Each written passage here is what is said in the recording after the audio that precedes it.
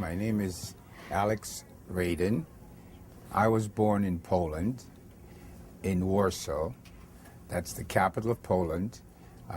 And we lived until the wartime in Warsaw, in Poland. But of course, when the Germans came in 1939, there were a lot of changes for Jewish people in Poland, so we had to move to different places. We were typically a upper middle class family in Warsaw. My father owned a furniture manufacturing company and also had a store, like a retail store, where we sold the furniture. And my mother was a housewife. I was an only child until my sister was born right before the war in 1938. And I was just a little boy then. We had a very nice life. When the Germans came, it was September of 1939. I think within 3 or 4 months, they had put up signs all over Warsaw, especially in the Jewish areas, with various proclamations, such as Jews should be ready to move at a moment's notice to an area of Warsaw that's going to be designated for them. It is now, we call it the ghetto. There were many people who were dying of all kinds of diseases. There were no hospitals. There was very little health facilities, and things got pretty bad very quickly in the ghetto. There were people in the ghetto who were so hungry that they just ran, and if they saw food, they would like grab it and eat it while everyone was chasing them. And by the time they got caught, they had eaten it already.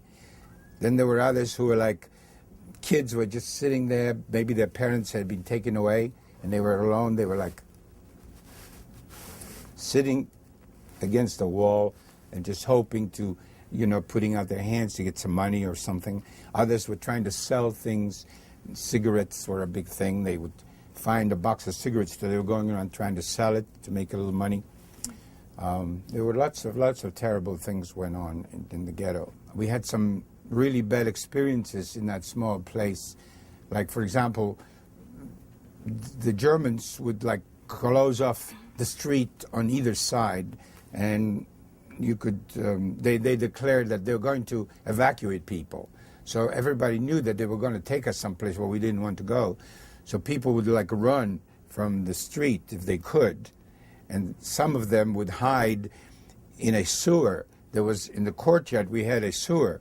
So I remember clearly that my parents and others opened up the sewer, the round metal enclosure, and people started going down into the sewer to wait until this German action was over. We were always scared. I remember one incident particularly. The wall in where we lived ran in the middle of the street. So one side of the street was the Aryan or the Goyish side, and the other side was the Jewish side. We were, of course, on the Jewish side, and my father and I were walking along.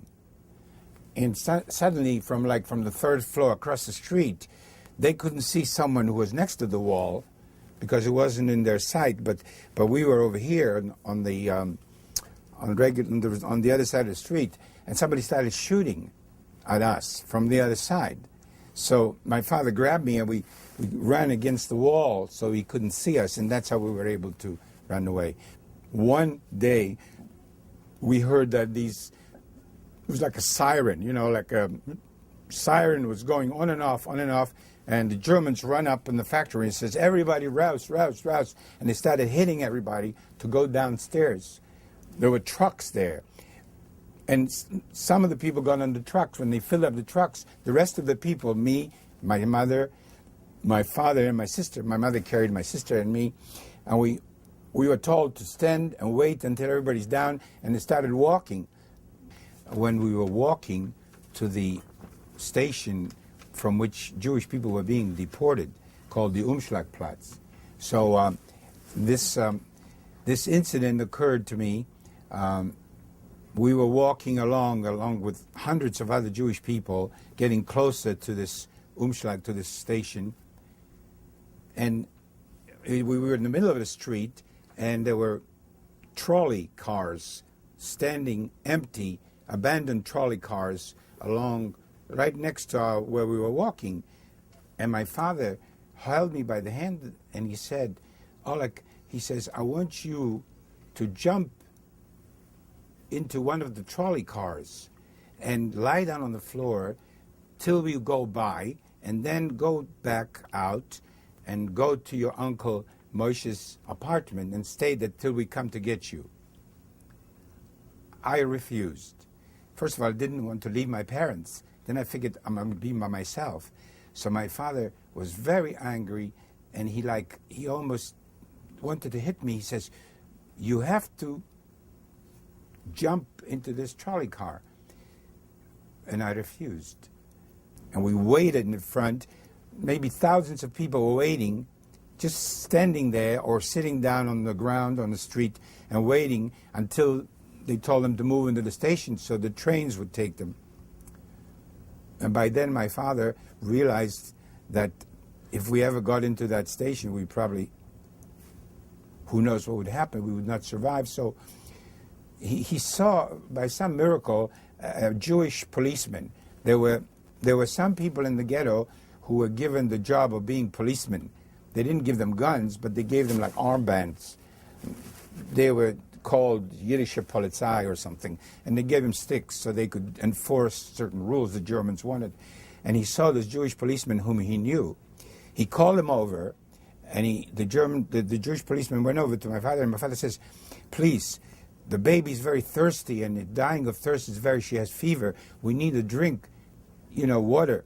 And the guy, he was afraid to do anything, but he says, let me ask the German guard who stood there. And he asked him, and he waved his hand. And the four of us just walked over very slow away from the group. My father was very resourceful. He found a group of Polish people who ostensibly were coming to trade with the Jews in the ghetto. By then, there were not too many Jews left, so many of these people got permission from the Germans to cross the wall, go into the ghetto, and look around at empty apartments, see what the Jews left behind, and they just took it. But they were supposedly trading, that was what they told the Germans. My father found a group like that, and he gave them gold and, I don't know, maybe my mother's jewelry or something. And he asked them, please, if we could go back with them when in the evening, like let's say 4:30, when they finish all their trip through the ghetto, that we were going to walk through the wall, through the opening, and go. And if anybody asks, we'll just say we're part of the group. And, my mother, I guess, was very much afraid, and so was my dad, that they would stop us and search us or something and see, do you have a paper? But these Polish people put our names, somehow they added 4 names to this list. So the German at the gate, he didn't bother to, I think he just waved on, go, go, go, and we walked through. Once you walk through to the other side, you were now in the Aryan side of Warsaw. That was, the 4 of us were with the group. But eventually what happened was we separated. I had pinned inside my jacket an address. In case I get separated, I should try to go find this address. It was a warehouse, a furniture warehouse that my father had owned before the war, and I started walking away, and I don't know what happened to them until later I found out. I started walking, and the thing was, it was funny because somebody grabbed me by the arm. It was like a policeman, a Polish policeman. He says, you little Žid, something like Jew, where are you going? I was dark. I guess they recognized. So I said, let me go, let me go. And all of a sudden, like a group of people surrounded us, non-Jewish, and they said, what do you want from this little kid? Let him go. And I tore away from him, and I ran. When I ran, At the next block, I started to take out this piece of paper, and I showed it to somebody, and they looked at it, and they said, you go here, go there, whatever. They gave me the directions, which wasn't very far. I went there. It was like evening. I knocked on the door of this warehouse, and, the guy came down. He opened the door. He says, you are Itzik's son. Come. And he closed the door behind me, and he says, be quiet. I'm going to take you upstairs. There's furniture there, but you can sit here on this couch and in this bed, and just wait till your mother comes. So eventually, I was there in the dark. The night came. I was like afraid of the furniture, big and dark, but I fell asleep finally. And then my mother came the next day. She told me that my father had been taken to a police station, and by some miracle he bribed someone there to let him go, and then my mother also. But now she doesn't know where he is, but she knows he's alive. I did not see my father from the time that we separated, when we crossed the wall and we became part of the non-Jewish side, the Aryan side. I did not see him. But my mother wanted very much for me to see my father, and my father wanted to see me. And she had found out that he was going to be in a barber shop, and she was going to take me to the same barber shop. But I wasn't supposed to talk to him or even look at him, but I could sit there and wait for my turn to get a haircut. And so we did go into this barber shop. My father was there, but unfortunately there were German soldiers. Our officers were getting haircuts. And between my father and me, there were several seats occupied by German soldiers. But he looked at me, and I looked at him. That was the last time I was in this warehouse for 2 days. On the second day, my mother came and says, I found a place for you to stay.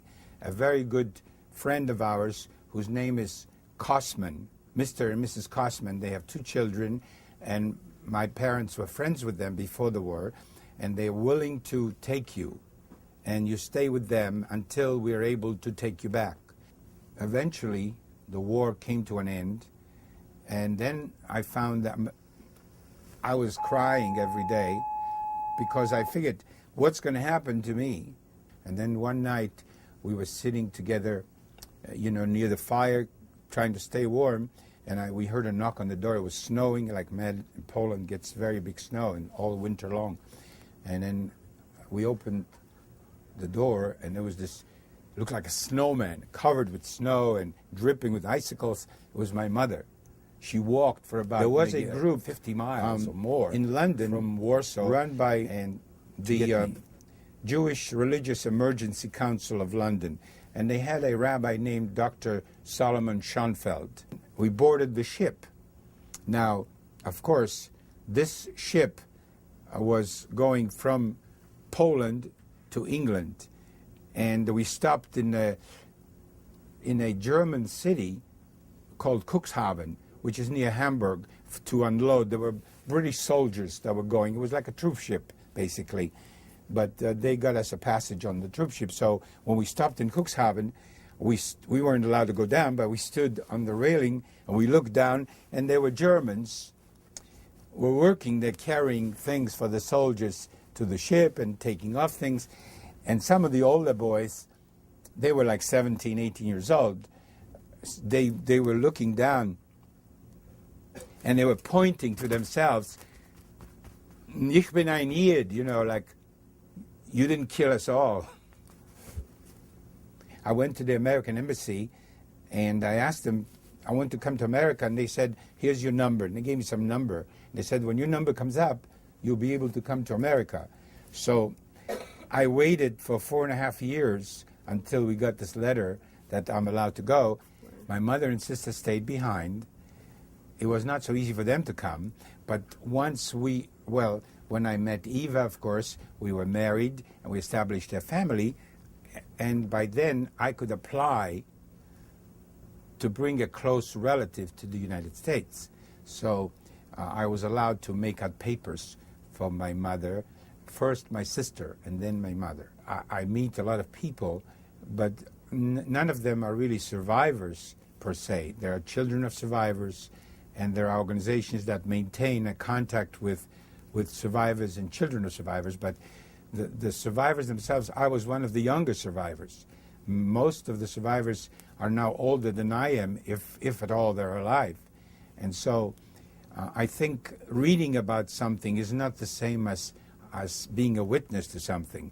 That's why in the Torah, for anything that involves some serious judgment, it always requires 2 witnesses, right?